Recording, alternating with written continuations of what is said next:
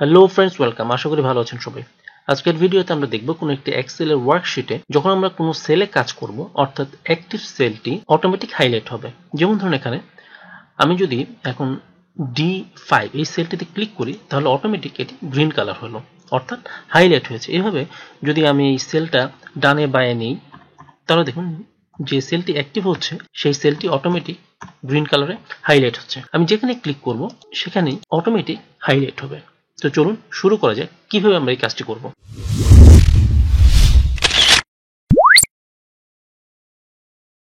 তো এই কাজটি করার জন্য আমরা যে শীটে কাজ করব সেই শীটের নামের উপরে মাউস দিয়ে রাইট ক্লিক করব এবং এখান থেকে আমরা যাব ভিউ কোডে। ভিভি কোড একটা উইন্ডো আসবে, যেখানে আমরা ভিজুয়াল বেসিকে মাত্র দুটো লাইন টাইপ করব। এই দুটো লাইন টাইপ করলে আমাদের এই হাইলাইটেড ফাংশনটি সেটা অ্যাক্টিভ হবে। তো এখান থেকে দেখুন জেনারেল আছে, এই জেনারেলের জায়গায় আমি দেব ওয়ার্কশিট।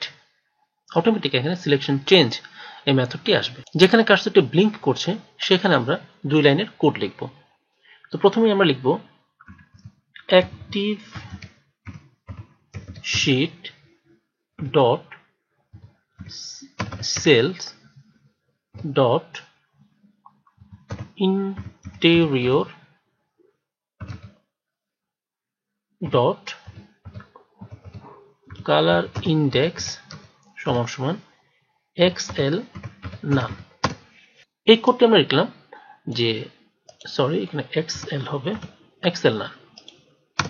এই কোডের মাধ্যমে আমরা শীটের ব্যাকগ্রাউন্ড কালার পিওর হোয়াইট বা ডিফল্ট কালারে নিয়ে নিলাম। এবার আমরা কোড লিখব হাইলাইট করার জন্য। সেক্ষেত্রে দেখুন আমরা লিখব এখানে এখন ব্র্যাকেটে বাইফেল টার্গেট এস রেঞ্জ, অর্থাৎ রেঞ্জের কাজ করবে আমাদের target.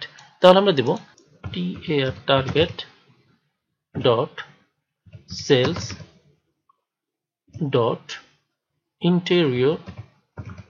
Interior dot color colour index সমান সমান দিলাম আমরা 4। আমাদের কোড লেখা শেষ। এখন আমরা দেখি এক্সেলে কি অবস্থা। দেখুন আমি যেখানে ক্লিক করছি সেখানেই অটোমেটিক ওই সেলটি হাইলাইট হচ্ছে বা অ্যাক্টিভ সেলটি হাইলাইট হচ্ছে। আমি এই কালারটি চেঞ্জ করতে পারি। আমরা আবার যাচ্ছি ভিউ কোডে।